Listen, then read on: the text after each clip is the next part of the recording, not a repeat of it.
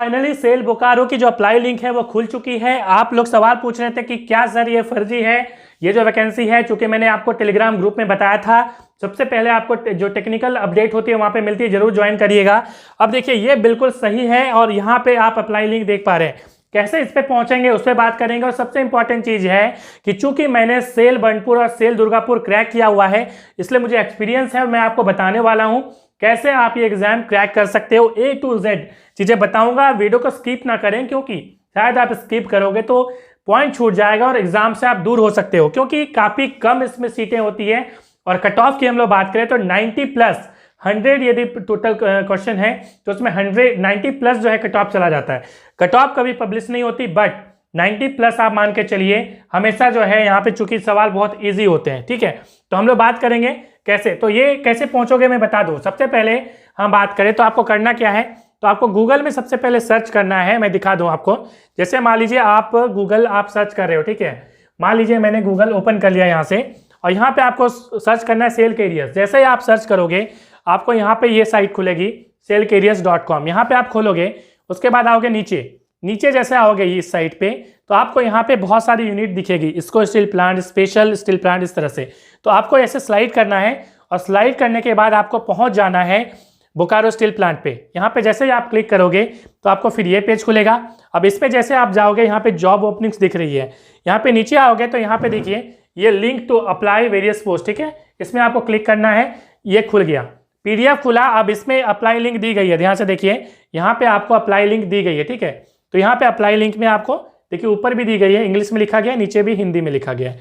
ठीक है, तो इसमें आपको इस विज्ञापन संख्या में क्लिक कर देना। जैसे ही क्लिक करेंगे देखिए वही वाला पेज खुल गया। अब यहाँ पे ये पेज खुल गया। अब यहाँ पे क्लिक है फॉर न्यू रजिस्ट्रेशन करके आप इसको भरोगे।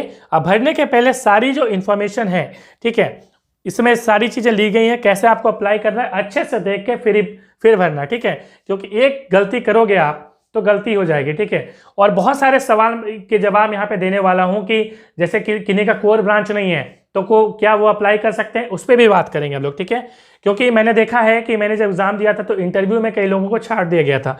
किनको छांटा गया था, काफ़ी मेडिकल भी इसका टफ होता है, ये भी आप ध्यान में रखिएगा। ठीक है, तो जब एग्जाम भाई लोग क्रैक कर जाएंगे उसके लिए मैं बता रहा हूँ, तो वो भी बहुत टफ होता है। देखिए अब हम लोग बात करेंगे कि आखिर इसकी जो PDF है, मतलब कि आपको कैसे जो है सिलेबस क्या है उस पर बात करेंगे। तो ये इसकी सिलेबस वाली PDF है, तो इस पर गौर करिएगा और मैं बताऊंगा इसमें कि क्या क्या चीज़ें दी गई हैं। तो ये पूरी सिलेबस आप यहाँ पे देख पा रहे हैं। सबसे पहले तो यहाँ पे देखिए वैकेंसी आप देख लीजिए, अलग अलग पोस्ट की है। कई लोग सवाल पूछ रहे थे सर यहाँ बीटेक की वैकेंसी है, बिल्कुल बीटेक की भी है, डिप्लोमा की भी है, ITI की भी है। ठीक है, तो यहाँ पे देखिए, यहाँ पे सबसे पहले तो E3 के लिए है। ठीक है, तो जो इंजीनियर पोस्ट होता है उसमें E1 E2, ठीक है, इस तरह से होता है। तो यहाँ पे E3 ग्रेड E3 जो है यहाँ पे आपको मिल रहा है, ये एग्जीक्यूटिव पोस्ट है। ठीक है, और यहाँ पे आपकी जो मेडिकल यूनिट है उसके लिए, जैसे रेडियोलॉजी की हम लोग बात करें, ठीक है, साइकेट्री की बात करें हम लोग, ठीक है, तो इस प्रकार से जो मेडिकल जो हॉस्पिटल है आपका BSL का, उसके लिए ये आप देख पा रहे हैं। ठीक है, उसके बाद आगे मैं बढ़ूंगा तो एक एक करके जो भी आप स्क्रीनशॉट, इसके तो PDF मैं आपको प्रोवाइड कर ही दे रहा हूँ। और ऐप जरूर डाउनलोड कर लीजिए एनालाइज फॉर यू, जहाँ पे मैं टेस्ट सीरीज भी इसका लॉन्च कर चुका हूँ। फिलहाल मैंने मैकेनिकल के किया है और सबकी मैं यहाँ पे लॉन्च कर रहा हूँ धीरे धीरे। ठीक है, तो जरूर आप ज्वाइन कर लीजिए। देखिए सबसे पहले आप आएंगे हम लोग, उसके बाद नॉन एग्जीक्यूटिव। तो नॉन एग्जीक्यूटिव में क्या होता है कि सेल में S1 से स्टार्ट होता है। किससे स्टार्ट होता है? S1 से। ये सवाल इंटरव्यू में मुझे पूछा गया था। ठीक है, तो उस टाइम में मुझे जानकारी नहीं थी। तो ये S1 जो है, S1 से स्टार्ट होता है। तो जो ITI वाले होते हैं उन्हें S1 मिलता है, और जो यहाँ पे डिप्लोमा वाले होते हैं उनको S3 मिलता है। ठीक है, S3 मिलता है उनको। और प्रत्येक 4 साल में प्रमोशन होता है, प्रत्येक 4 साल में ग्रेड चेंज होता है। ठीक है, तो ये आप समझ गए होंगे। अब देखिए यहाँ पे S3 है, तो मतलब ये डिप्लोमा लेवल का जॉब है। ऑपरेटर कम टेक्नीशियन इसको बोलते हैं, ट्रेनिंग। ठीक है, क्या जॉब होता है? तो जॉब कई प्रकार के हो सकते हैं, कई जगह में कई प्रकार के जॉब होते हैं, तो उस पर हम लोग बात करेंगे। देखिए सबसे पहले BSL की हम लोग बात कर रहे हैं। तो इसमें चूंकि आपने ऊपर में ही पढ़ लिया होगा, ये जो वैकेंसी है मैं दिखाना चाहूँगा यहाँ पे। देखिए ये जो वैकेंसी है क्या लिखा हुआ है, an opportunity to join SAIL's Bokaro steel plant, उसके बाद सेल रिफ्रैक्टरी यूनिट और सेल कोलियरी डिवीजन। तो तीनों के लिए, मतलब एक तो आपका बोकारो स्टील प्लांट के अंदर, दूसरा इसका जो रिफ्रैक्टरी यूनिट है और इसका जो कोलियरी डिवीजन है, तीनों में कहीं भी आपको इसकी जो पोस्टिंग दे सकता है वही यहाँ पे लिखा गया है, ठीक है। तो देखिए अब हम लोग आगे बढ़ते हैं तो आपको समझ में आ जाएंगी चीज़ें। तो ये मेडिकल ऑफिसर E1 के लिए था, ठीक है। अब यहाँ पे देखिए ऑपरेटर कम टेक्नीशियन, जिसमें BSL, आपका BSL में ये पोस्टिंग होगी, ठीक है। मतलब ये प्लांट के लिए है। और ये मैकेनिकल की है 15 पोस्ट, ठीक है। 6 UR की है इस प्रकार से। तो सीटें कम ही होती है, ठीक है। मगर आप टेंशन नहीं लीजिएगा, जहाँ सीटें कम होती है वहाँ पर अप्लाई भी कम करते हैं लोग, ठीक है। देखिए उसके बाद है JGOM मैकेनिकल, इस प्रकार से है, ठीक है। CD है BSL। तो अलग अलग यूनिट में आपको यहाँ पे दिया गया है कि क्या क्या वैकेंसी है। तो इलेक्ट्रिकल की, मैकेनिकल की और केमिकल भी, मेटलर्जी भी यहाँ पे आपको देखने को मिल रहा है, ठीक है। इंस्ट्रूमेंटेशन भी यहाँ पे मिल रहा है। तो यहाँ पे एक सवाल जो है बहुत इंपॉर्टेंट है कि जैसे इलेक्ट्रिकल एंड इलेक्ट्रॉनिक्स में लिखा हुआ नहीं है, तो इलेक्ट्रिकल एंड इलेक्ट्रॉनिक्स जो है पिछले बार जब हमने दिया था तो उस टाइम में इलेक्ट्रिकल इलेक्ट्रॉनिक्स ने भी अप्लाई कर दिया था, इंटरव्यू तक पहुंचे थे, इंटरव्यू में उन्हें जो है छांट दिया गया था। तो यहाँ पे कोर ब्रांच को लिया जाता है। हालांकि आप अच्छे से नोटिस को पढ़ लीजिएगा, ठीक है। और अप्लाई करने में कोई दिक्कत नहीं, अप्लाई करिएगा। ऐसा नहीं कि मैंने बोल दिया और फिर आपको पता चला कि नहीं, ऐसा अभी नहीं हो रहा है। हमारे समय में ऐसा हो रहा था कि कोर सिर्फ, जैसे मैकेनिकल है तो मैकेनिकल, इलेक्ट्रिकल है तो इलेक्ट्रिकल, सिविल है तो सिविल, मतलब इलेक्ट्रिकल एंड इलेक्ट्रॉनिक्स वाले यहाँ पे इस पोस्ट के लिए अप्लाई नहीं कर पाते थे, ऐसा था, ठीक है। तो थोड़ा सा आप पढ़ लीजिएगा, मुझे ये जानकारी है।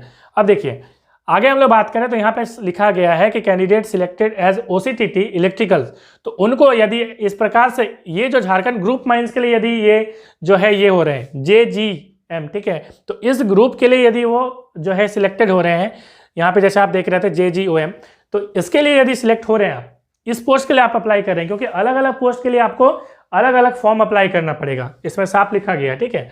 तो इस पोस्ट के लिए आप यदि अप्लाई कर रहे हैं और उसमें आपका सिलेक्शन हो जा रहा है इलेक्ट्रिकल में, तो आपको क्या दिखाना होगा? तो आपको दिखाना होगा, देखिए यहाँ पे सुपरवाइजर जो सर्टिफिकेट है वो आपको दिखाना पड़ेगा, ठीक है। तो इस पर आप थोड़ा सा गौर करिएगा अप्लाई करने के पहले, ठीक है, कि अप्लाई कर दिए और हमारे पास सर्टिफिकेट बनेगा ही नहीं तो करके फायदा नहीं है, तो आंख बंद करके नहीं अप्लाई करना है, ठीक है। चलिए उसके बाद आगे बढ़ेंगे। सर्वेयर ग्रेड S3 है, ठीक है। तो यहाँ पे आप देख पा रहे हैं जैसे JGOM है, 06 पोस्ट है, इस तरह से उधर कट गया ना, चलिए आगे दिखाता हूँ मैं।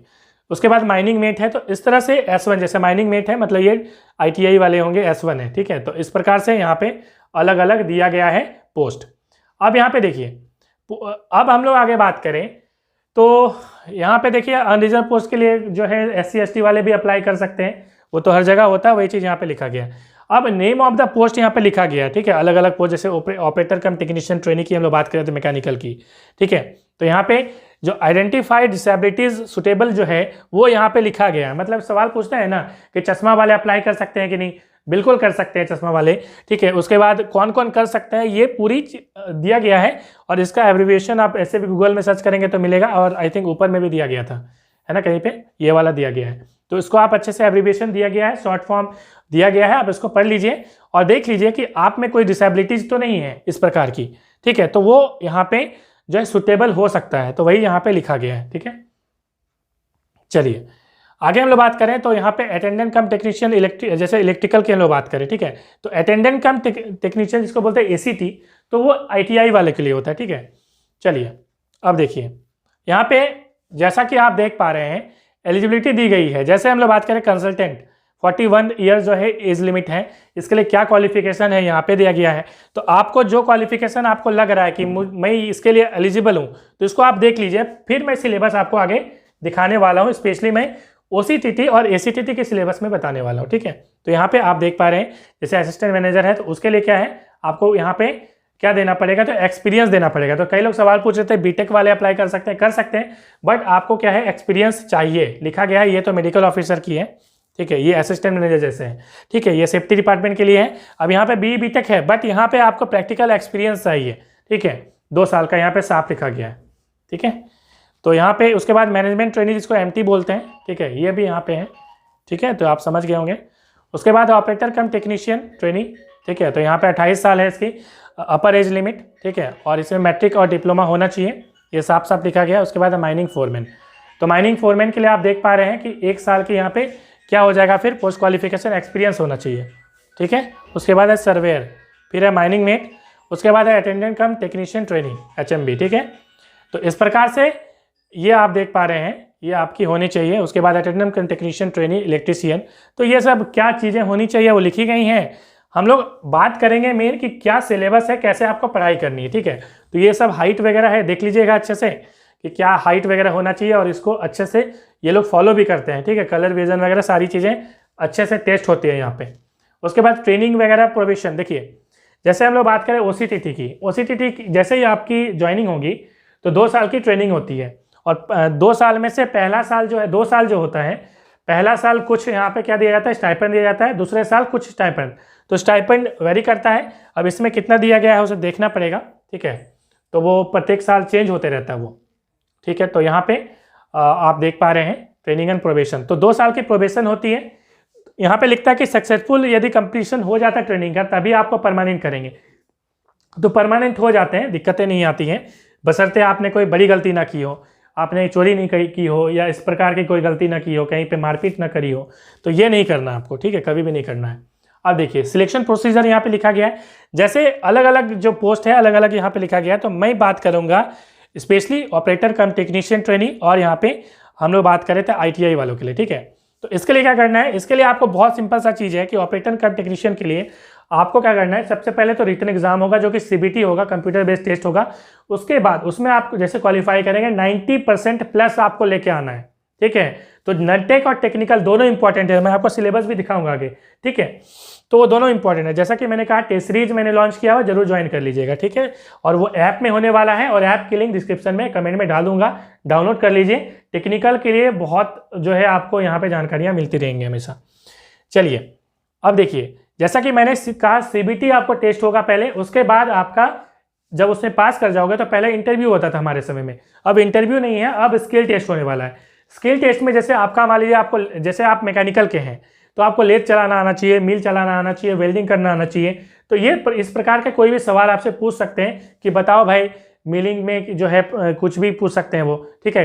कोई भी मिलिंग का कोई मान लीजिए मिल का कोई पार्ट ही पूछ दिया, कैसे करोगे मिलिंग, ठीक है। लेथ का ही कोई पार्ट पूछ दिया, तो इस तरह से। यदि आपका इलेक्ट्रिकल है तो आपको वेल्डिंग आनी चाहिए, मैकेनिकल को तो दोनों ही आनी चाहिए, इलेक्ट्रिकल को वेल्डिंग आनी चाहिए। उसके बाद मल्टीमीटर वगैरह आपको ये सब नॉलेज होनी चाहिए, जितने भी डिवाइसेस होते हैं, रियोस्टेट है, ये सब आपको नॉलेज होनी चाहिए, कैसे उससे मेजर करते हैं हम लोग, ठीक है। तो वो आपसे सवाल पूछ सकते हैं, और ये क्वालिफाइंग नेचर का होता है, मतलब इसका मार्क्स ऐड नहीं होता है स्किल वाला, ठीक है। आपका जो मेरिट जो आपने ये लेके आया है, जो रिटन टेस्ट में आपका आया है, मतलब ऑब्जेक्टिव वाला, वही आपका यहाँ पे जो है दिलाएगा क्या, सफलता, ठीक है। तो ये साफ साफ यहाँ पे लिखा गया है, क्वालिफाइंग नेचर का होता है, वही चीज़ यहाँ पे दी गई है।